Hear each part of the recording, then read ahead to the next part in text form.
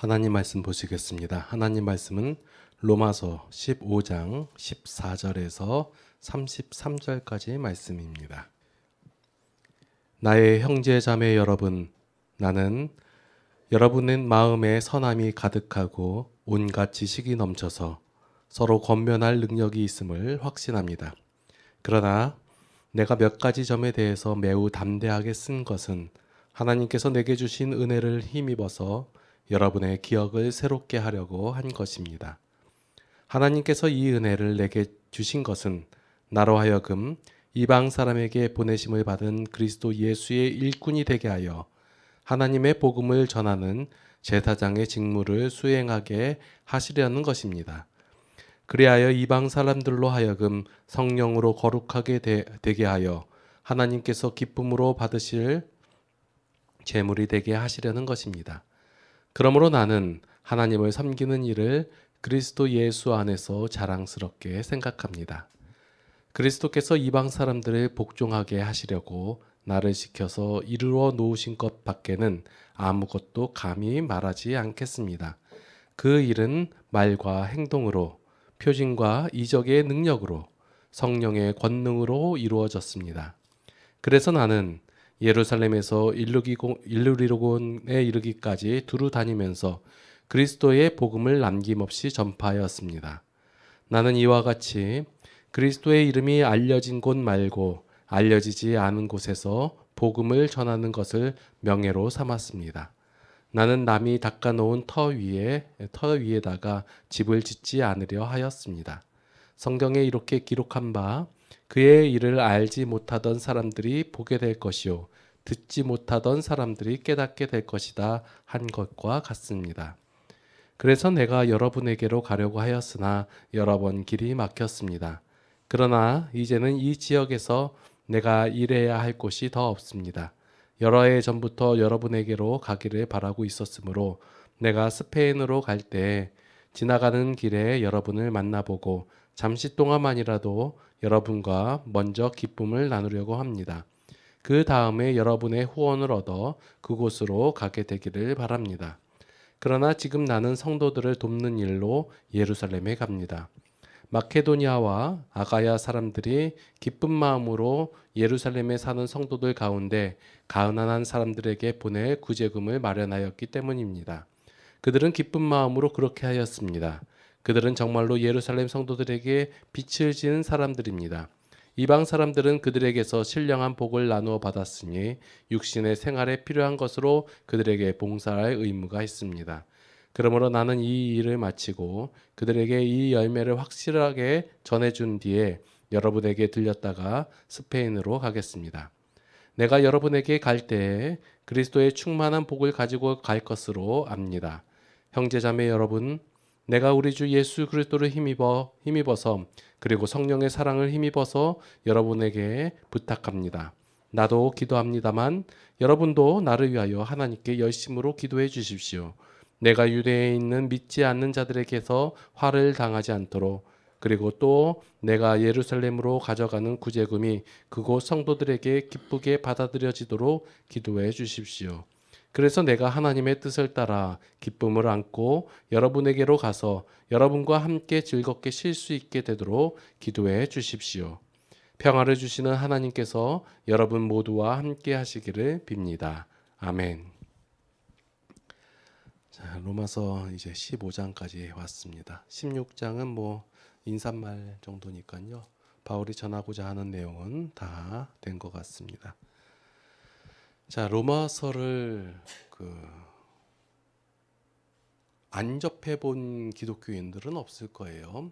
왜 로마서를 성경 중에 꽃이다라고 얘기하기도 하고, 굉장히 많은 성도들이 로마서를 굉장히 중요시 여기는 이유 중에 하나가, 로마서가 기독교인의 성도의 믿음에 대해서 확고한 기준을 얘기해 주기 때문이기도 할 것입니다. 자, 성도는 기독교에 대한 개념이 바로 서 있어야 돼요. 그냥 덮어놓고 아무렇게나 믿다 보면 힘들어요. 그래서 성도는 이 성경에 대해서, 하나님에 대해서 바른 개념이 서 있어야 되는데 그러한 개념을 아주 잘 잡아주는 내용을 가진 책이 로마서라고 할 수 있을 것입니다. 자, 기독교는 로마서에 얘기한 그 근거대로 말하면 어떠한 무엇을 행함으로써 그 결과를 누리는 종교가 아니다예요. 하나님의 일하심의 결과로 말미암아 그렇게 되어진 은혜를 받은 자가 그렇게 되어진 자가 그 삶을 누리는 것이 바로 기독교라는 종교예요. 이 시작점, 이 개념이 바로 안 잡힌 상태에서 신앙생활을 하니까 신앙이 그 삶의 짐으로 다가오는 것이고 위협으로 다가오는 것이고 환난으로 다가오게 된다는 거예요. 자, 다시 한번 개념을 잡아드립니다. 왜 중요하냐면 여기서 시작을 하기 때문에 그래요. 하나님께서 우리에게 은혜를 주셨어요. 우리에게 어떤 조건이나 아니면 결과를 바라지 않은 채 전적인 하나님의 사랑으로 말미암아 100% 우리에게 은혜로 주셨다예요. 그래서 우리가 하나님의 백성, 성도가 되었다. 여기서 시작을 하는 거예요. 그래서 성도는 이미 은혜를 받은 자이고 복을 받은 자이다. 자, 여러분은 삶 속에서 하나님으로 충분하십니까?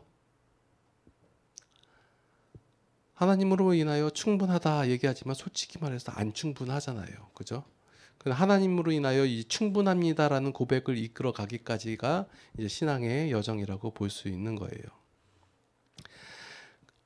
하나님의 은혜로 말미암아 우리의 삶이 100% 충분합니다라고 할 때 비로소 우리가 신앙의 기본을 갖췄다, 자세를 갖췄다라고 할 수 있는 거예요. 그래서 성도는 이것에 대해서 더 이상 자랑할 것이 없고 차별이 없고 우열이 없고 그렇다는 거예요. 그런데 현재 기독교에서 이 기본을 빼놓은 채, 잘 이해하지 못한 채 신앙이 되어지니까 현재 기독교는 가장 차별을 많이 하고 그 우열을 나누고 그런 종교 집단이 되어버렸다는 거예요.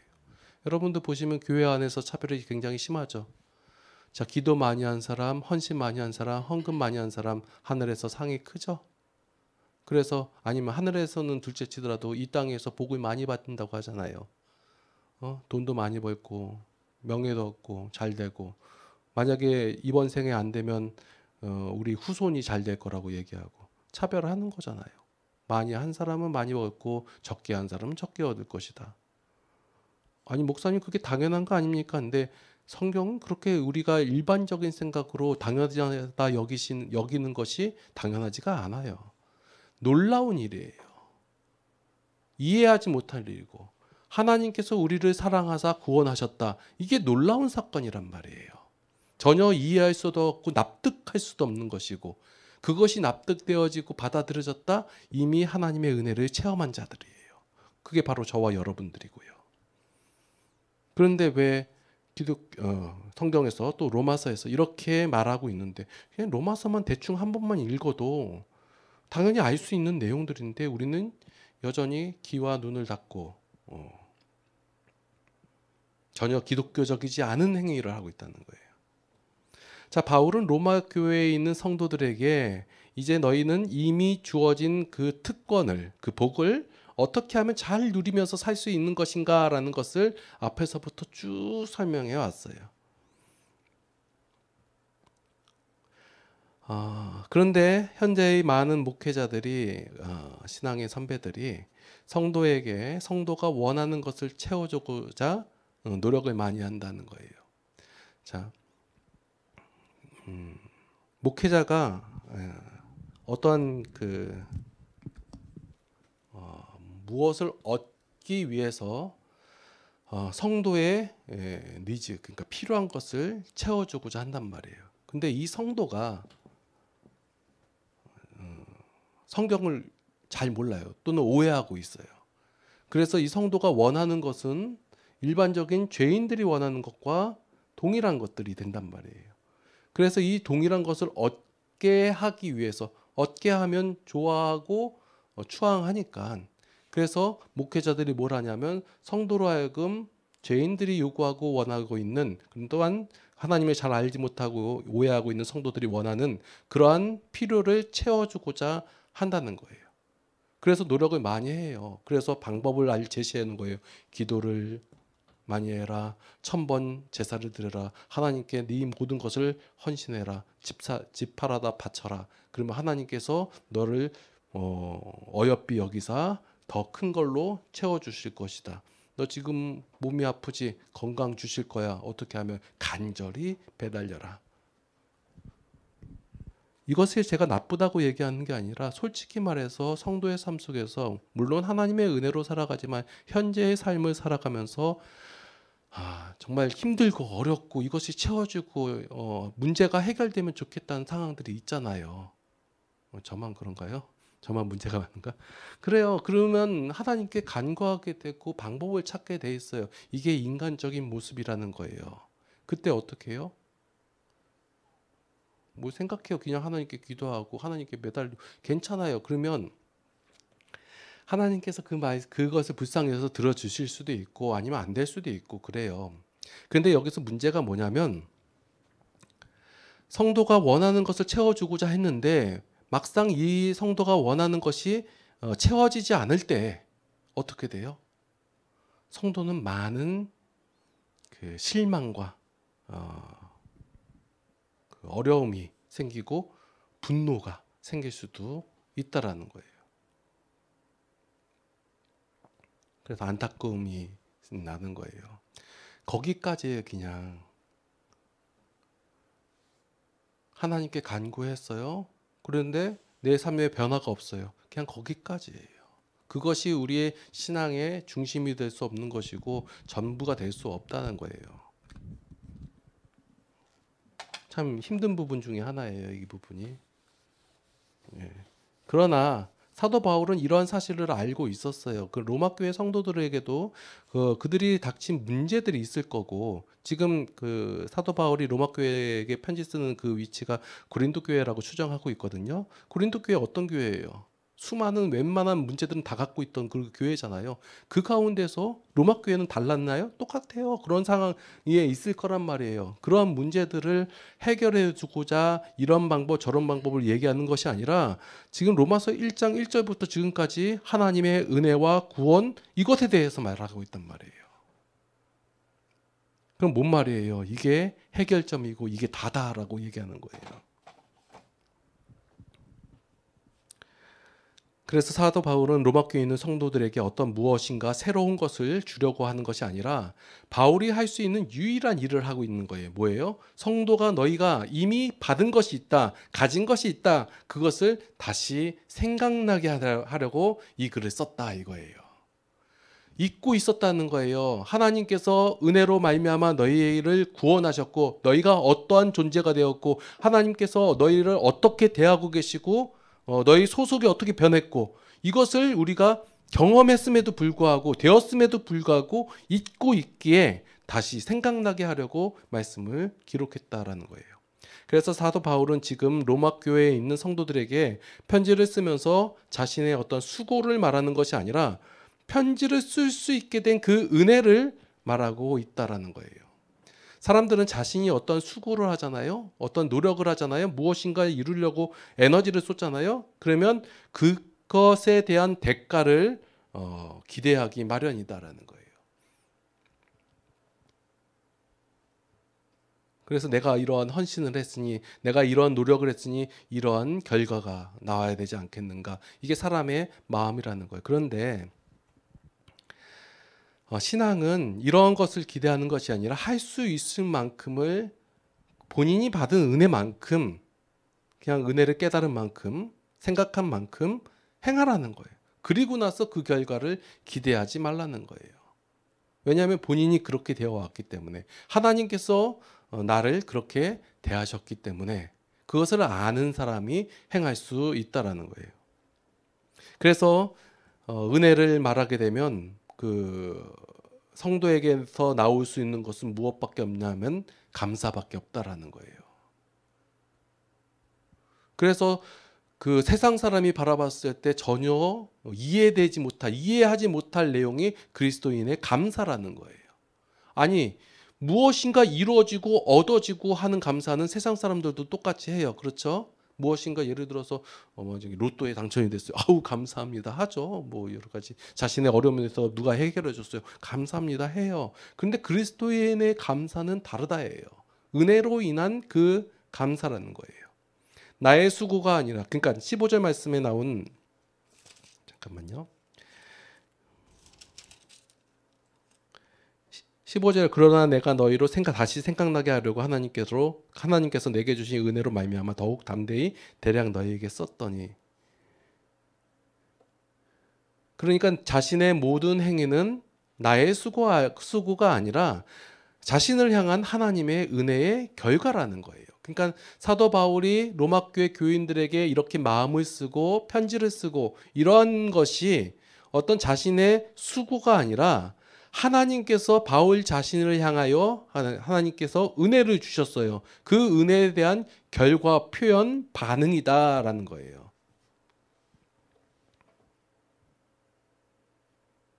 그래서 사도 바울이 그 뒤에 나오는 말씀들 중에서 이방인들을 순종하게 하려고 이방에게 복음을 전하는 것은 어떤 그것을 복음을 전함으로 말미암아 어떤 결과를 이끌어내는 것, 목표 몇 명, 어디 지역까지, 이게 아니라 하나님께서 바울 자신에게 은혜를 주셨는데 그 은혜를 알고 나서 보니 그 은혜에 대한 감사함의 표현으로서 나타나는 행위들이라는 거예요. 자, 오늘 본문 말씀 중에서 20절 말씀을 보니까 또 내가 그리스도의 이름을 부르는 곳에는 복음을 전하지 않기를 힘썼노니 이는 남의 터 위에 건축하지 아니하려 함이라. 이 말씀 많이 쓰잖아요. 그죠? 근데 여기에 대한 기본적인 생각이 뭐냐면 일을 하고 그 결과를 얻는 것이라고 생각하면 이 말씀이 되게 힘들어요. 왜냐하면 나는 다른 복음 저희들의 터를 작은 곳에 안 나가고 불모지에 가서 복음을 전하겠다. 왜 그렇게 할 수밖에 없나요? 어떤 결과를 이끌어내려고 하면 어떻게 해요? 남이 터 닦아놓은 곳에 세우는 게 훨씬 편하잖아요. 그런데 그렇게 안 하겠대요. 왜요? 사도 바울은 지금 어떤 결과를 이루고자 하는 생각이 전혀 없어요. 근데 우리는 이 말씀을 대할 때 무슨 결과를 이끌어내고자 하는 마음이 먼저 우선시 되어서 그리고 나서 복음을 전하려고 하고 교회를 세우려고 한단 말이에요. 그래서 어떤 사람은 욕하는 걸 들었는데 여기도 한번 해도 이 지역에 교회가 되게 많잖아요. 왜 교회들이 몰려 있냐? 딴 데 가서 하고 전혀 복음이 전하지 않는 곳에, 그런데 뭐 아골골자 빈들에도 간다고 하지 않았냐? 그런 데 가서 복음을 전해라. 사도 바울이 그렇게 얘기하지 않았냐라고 얘기하는데 사도 바울은 아예 어떤 결과를 이끌어내고자 하는 생각이 전혀 없어요. 그러니까 당연히 복음이 전한 데는 그냥 거기 두고 안전한데 복음을 전하는 거예요. 그러다 보니까 이방인들에게 전하게 된 거고. 복음을 전하는 것이 어떤 경쟁이나 보상을 받기 위한 행동으로 느껴진다면 이것은 시작부터 잘못된 것이에요. 그러니까 어디에 세웠든 뭘 하든 거기에 대해서 누가 뭐 가타부타 얘기할 필요가 없는 내용이에요. 그렇게 얘기하는 사람은 그렇게 얘기하는 그 기반 속에 뭐가 있냐면 어떤 결과를 이끌어내고자 하는 그런 그 생각이 있기 때문에, 반기독교적인 생각이라고 하면 좀 너무하죠. 그런 생각들이 있기 때문에 그런 반응이 나오는 거예요. 그러니까 기독교는 개념이 중요해요. 본질이 중요하고. 너도 나도 본질이라고 얘기하는데 다 뭘 얘기하냐면 뭔가 해가지고 결과를 이끌어내는 인간의 일반적인 그 본질에 기반해서 생각한단 말이에요. 기독교는 그렇지 않고 오로지 은혜를 기반으로 하기 때문에, 사도 바울은 이 은혜를 알았기 때문에 어떻게 행하든 그 결과에 대해서 신경 쓰지 않기 때문에 오늘 20절에 같은 말씀을 할 수 있었다는 거예요. 자, 오늘 22절부터는 로마의 성도들을 향한 편지를 마무리하면서 이제 사도 바울의 사역 계획을 말하는 거예요. 그 로마서 기록할 때 사도 바울이 고린도 교회에 있었을 거라고 예측을 하잖아요. 그럼 거기서 뭐 있었냐면 예루살렘에 그 어디냐, 그 마게도냐하고 아가야 지방의 사람들이 그 헌금을 걷어가지고 이제 전달해 주라고, 예루살렘 교회로. 그래서 그 사도 바울이 예루살렘으로 그 헌금을 들고 갈 거예요. 그럼 예루살렘에 갔다가 어디로 갈 거냐면 서바나, 지금으로 말하면 스페인 지역으로 갈 거란 말이에요. 사도 바울이 거기로 가기를 원해요. 그렇게 가는 도중에 로마 교회에 들려서 그들과 함께 기쁨을 나누고 가기를 원한다. 그 내용이 오늘 본문 속에 있는 내용들이거든요. 그렇게 말하면서 29절에 뭐라고 얘기하냐면 내가 너희에게 나아갈 때 그리스도의 충만한 복을 가지고 갈 줄을 아노라. 여기서 그리스도의 충만한 복이 뭐예요? 사람들은 이것을 생각할 때 뭘 얘기하냐면 사도 바울이 가서 그들을 위해서 기도하거나 말씀을 전하거나 하면 그들이 갖고 있는 문제들을 해결하는 것, 이게 충만한 복이 아닐까. 하나님의 복을 가서 안수기도 해주고 뭔가 말씀을 직접적으로 전해주고 그러면 그들이 갖고 있는 문제들이 해결되어지고 뭐 종의 몸이었던 자가 자유의 몸이 되고 배고팠던 자가 배부르게 되고 그러게 바로 그 충만한 복일까요? 결론부터 말씀드리면 아니다예요. 예수님의 사역도 그랬어요. 예수님께서 말씀 사역을 하셨잖아요. 시작하셨잖아요. 회개하라, 천국이 가까이 왔다. 말씀 사역을 시작하셨어요. 그리고 나서 이제 그 첫 번째 기적인 그 물로 포도주 만든 가나의 혼인잔치 비유 알고 계시죠? 거기서 예수님의 어머니께서 그 예수님께 술이 딱 떨어졌어요라고 얘기하니까 여자야 그게 나와 무슨 상관이 있습니까?라고 얘기하잖아요. 그죠? 아무 상관이 없다 해요. 술 떨어진 거하고 뭔 상관이라는 거예요. 예수님께서 복음 사역을 하는데 전혀 인간에게 닥친 그 문제와 상관이 없다 해요. 그런데 예수님께서 어떻게 하셨어요? 기적을 일으켜 주셨잖아요. 그래서 그 잔치의 기쁨이 끊이지 않게 충분히 기쁨이 충만하게 하셨단 말이에요. 그러니까 요 예수님의 사역의 내용이나 바울의 사역의 내용이나 이렇게 살펴봤을 때 그리스도인의 충만한 복은 어떠한 문제를 해결할 받음으로 나타나는 것이 아니라 하나님께서 주신 그 복을 알게 하는 것, 그 복을 아는 자가 그곳에 가서 같은 성도들을 만남으로 얻어지는 그 기쁨, 그것을 얘기할 수 있다는 거예요. 자, 그러면 이런 말씀의 내용을 살펴봤을 때 하나님께서는 여러분들의 문제들을 외면하지는 않으세요. 여러분들에게 닥친 문제들을 해결해 주시고 긍휼히 여겨주시고 불쌍히 여겨주시고 안타까워 여기세요. 그러나 그것은 사이드예요. 가장 큰 건 뭐예요? 우리에게 이미 하나님께서 무한한 복을 주셨다예요. 바울의 상황을 살펴봤을 때 바울이 그렇게 뭐 돈이 많지도 건강하지도 뭐 여유롭지도 못해요. 그런데 무슨 충만한 복이 있을까 생각이 되어지는 거예요. 사도 바울이 자신이 로마 교회 성도들에게 나누어줄 축복을 말하는 것이 아니라 그곳에 가는 자신의 상태를 말하고 있다라는 거예요. 바울은 어떠한 상황과 여건이라도 바울에게 있는 하나님의 은혜와 복을 상실시키거나 변화시킬 수 없다는 사실을 바울은 알고 있었어요. 그래서 바울이 그리스도의 충만한 복으로 충만한 상태다라고 선언하고 있는 것이 그리스도의 충만한 복을 가지고 간다라고 표현하고 있는 거예요. 사도 바울도 예수 그리스도로 말미암아 하나님으로 말미암아 충만한 복을 누리고 있는 것처럼 내가 그곳에 가면 너희도 마찬가지로 하나님의 충만한 복을 누리게 되지 않겠느냐. 그것이 나는 기쁘다라는 표현이에요. 그게 마지막 33절 평화를 주신 하나님께서 여러분 모두와 함께 하시기를 빕니다. 아멘. 끝이에요. 기도하시겠습니다. 하나님의 은혜에 참으로 감사를 드립니다. 하나님께서 아무 조건 없이 우리를 자녀 삼아 주시고 하나님의 큰 복으로 더하여 주심에 감사를 드립니다. 그런데 우리가 미련함으로 말미암아 하나님을 바라보지 못함으로 말미암아 하나님을 알지 못함으로 말미암아 그 하나님의 그 큰 은혜를 누리며 살지 못할 때가 많이 있습니다. 하나님 이러한 저희들을 불쌍히 여겨 주시옵소서. 하나님의 은혜를 깨달아 그 하나님께서 주신 힘으로 말미암아 이 세상을 기쁨으로 살아가기를 원합니다. 하나님 저희에게 힘과 능력을 더하여 주시옵소서. 또한 하나님, 우리의 삶 속에서 어려움이 있습니다. 그 어려움을 하나님 불쌍히 여겨주시고 긍휼히 여겨주시사 그러한 문제들을 해결하여 주시옵고, 그 가운데 또한 하나님께 감사하는 우리 모든 성도들이 되게 하여 주시옵소서. 이제는 우리 주 예수 그리스도의 무한하신 은혜와 하나님 아버지의 극진하신 사랑하심과 성령님의 감화 감동 교통 인도 보호 역사하심이 이제 하나님 안에서 그 하나님의 자유를, 하나님의 은혜를 기쁨으로 누리며 살아가기를 원하는 모든 성도들 머리 위에 이제로부터 영원토록 함께 하시기를 간절히 축원하옵나이다. 아멘.